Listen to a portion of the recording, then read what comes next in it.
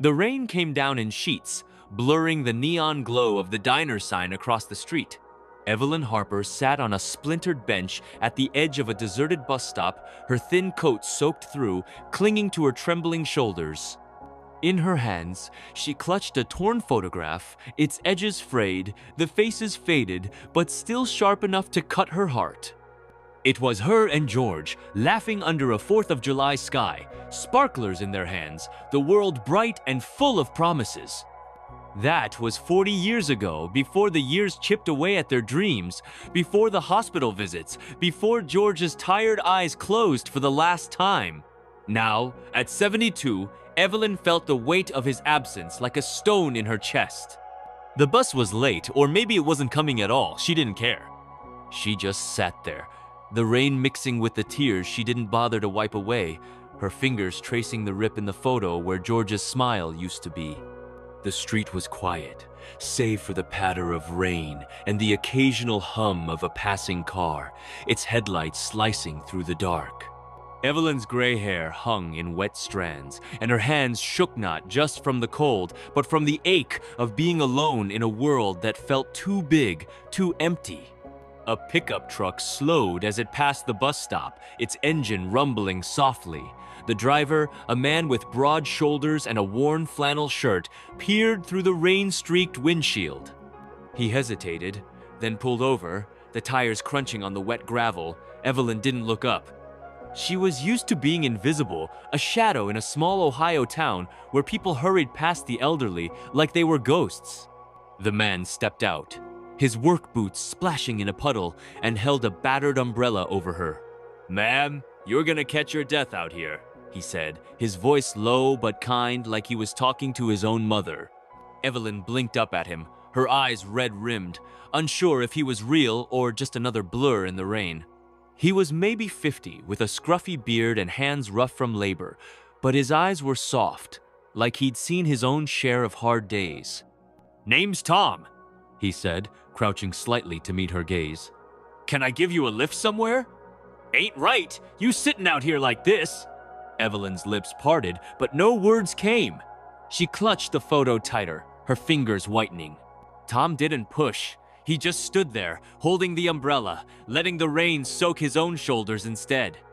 Evelyn's voice cracked when she finally spoke. I don't have anywhere to go," she said, barely above a whisper. The truth of it stung. Her small apartment was a mile away, but it wasn't home not anymore, not without George. It was just a place to wait, to watch the days blur together. Tom tilted his head, his brow furrowing. "Well, that diner over there's got the best coffee in town," he said, nodding toward the neon sign.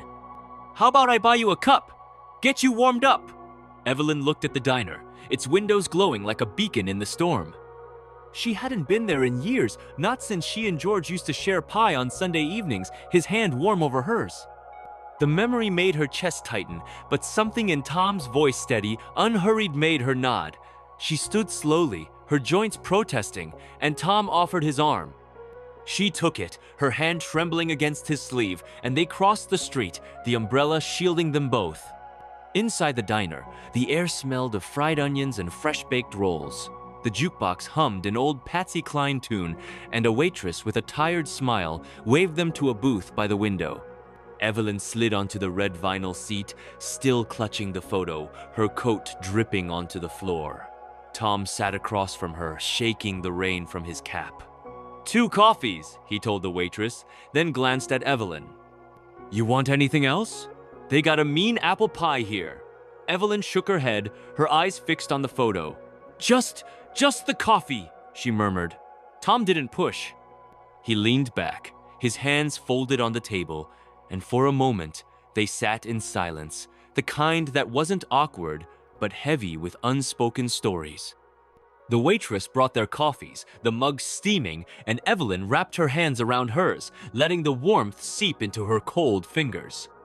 "That's a special picture," Tom said gently, nodding at the photo. "Someone you love?" Evelyn's breath hitched. She hadn't talked about George in months, not since the funeral when everyone offered their sorries and then drifted back to their lives. But something about Tom's quiet presence made her want to speak.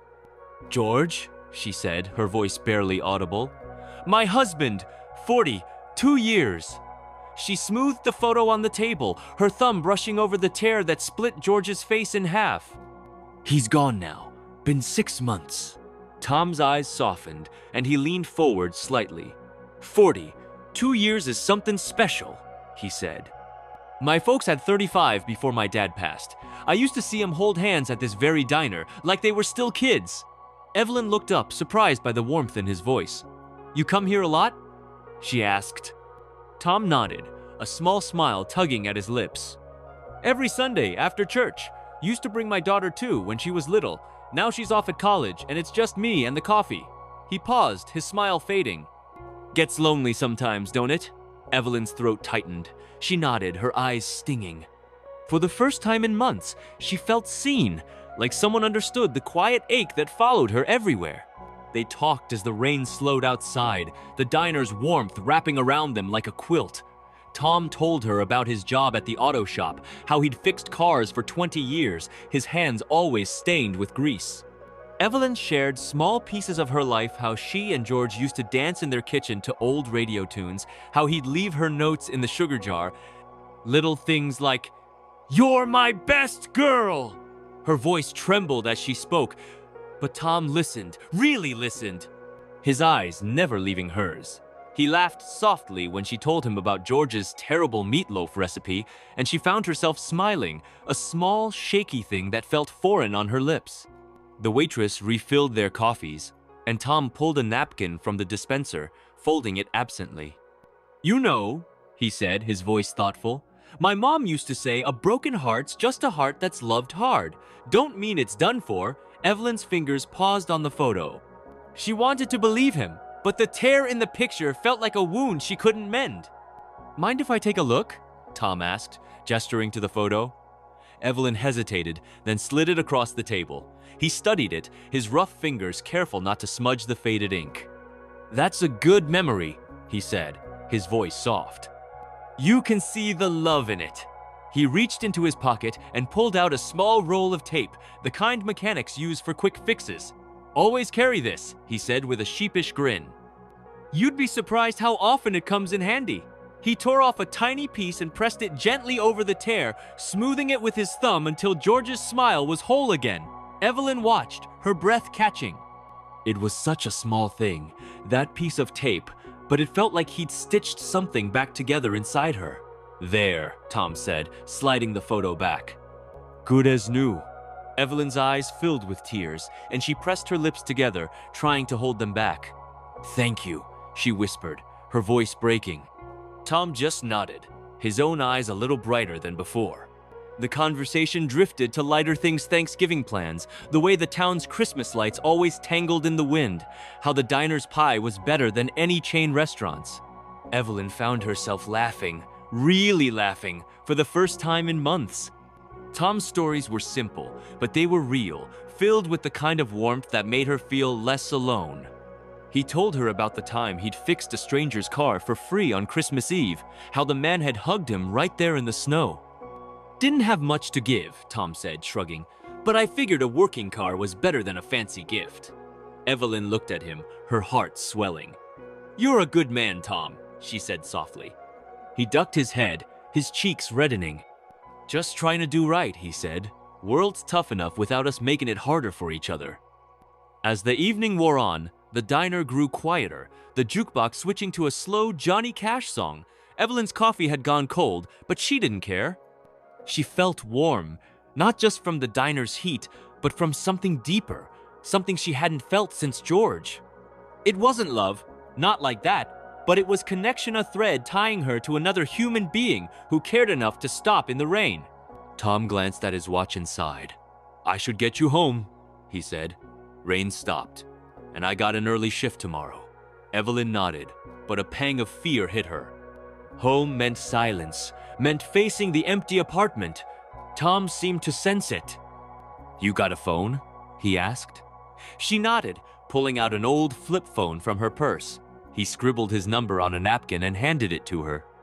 You need a ride, a coffee, or just someone to talk to. You call me, okay? I'm not far. Evelyn took the napkin, her fingers brushing his, and nodded. Okay, she said, her voice small but steady. Tom drove her home in his pickup, the cab smelling faintly of motor oil and pine air freshener. They didn't talk much, but the silence was comfortable, like an old sweater. When they reached her apartment building, a squat brick structure with faded curtains in the windows, Tom walked her to the door.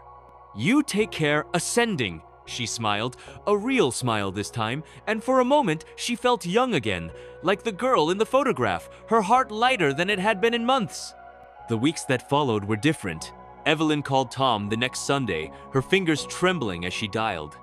He picked her up, and they went back to the diner, sharing pie and stories about George, about Tom's daughter, about the small moments that make a life. They started meeting every Sunday, a quiet ritual that became her anchor. She told him about the thrift store where she volunteered, how sorting through old sweaters and mismatched dishes made her feel useful. He told her about the auto shop, how he'd taught his daughter to change a tire before she left for college.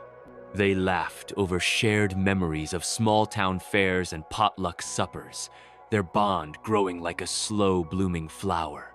Evelyn kept the photo on her kitchen table, the tape still holding George's smile together. She'd trace it sometimes, but it didn't hurt as much now. Tom's kindness, that umbrella, that coffee, that tiny piece of tape had been a spark, a reminder that her heart, though scarred, could still feel warmth. One Sunday, as they sat in the diner, the air thick with the smell of bacon and maple syrup, Tom reached across the table and took her hand. His grip was firm but gentle, his thumb brushing over her knuckles. "Evelyn," he said, his voice steady but thick with feeling, "you're not alone anymore. You got me, and I ain't going anywhere." Her eyes filled with tears, but this time they weren't from grief. They were from something softer, something like hope. She squeezed his hand, her lips trembling into a smile. "You've given me back something I thought I'd lost," she said. "Thank you, Tom." He shook his head, his own eyes misty. "You've done the same for me," he said. "Sometimes it just takes one person to care." That moment, with the jukebox playing and the diner lights casting a warm glow, felt like a turning point, a stitch in the tear of her heart. Evelyn started to live again. She joined the church choir, her voice shaky at first, but stronger each week. She invited Tom to Thanksgiving at the community center, where they served turkey and mashed potatoes to folks who, like her, had nowhere else to go. She found herself smiling more, her days filled with small joys: a phone call from Tom, a new volunteer at the thrift store, the way the autumn leaves painted the park in gold and crimson. The loneliness didn't vanish, but it shrank, tucked into a corner of her heart where it couldn't hurt as much. Tom's number stayed in her phone, and his pickup was a familiar sight outside her apartment. They were two souls, scarred but steady, finding their way together. And every time Evelyn looked at the photo, whole again with that small piece of tape, she felt George's love and Tom's kindness, woven together like a quilt, keeping her warm. Life doesn't erase its losses, but it offers new threads to mend the tears. Evelyn learned that slowly, through cups of diner coffee and quiet Sunday talks. Kindness, she realized, is a small thing that grows, a spark that can light a whole heart. It's the umbrella in the rain, the tape on a torn photo, the hand that reaches out when you need it most. If you've ever felt that spark, that moment when someone's care changed everything, hold it close. It's a reminder that no heart is too broken to heal. Has kindness ever changed your life? Share your story in the comments below. We'd love to hear it. This story is a work of fiction or dramatized for entertainment purposes. While it may be inspired by real human emotions and events, all characters, names, and situations are either entirely fictional or modified for storytelling. This content fully complies with YouTube's community guidelines and is intended to inspire, not mislead.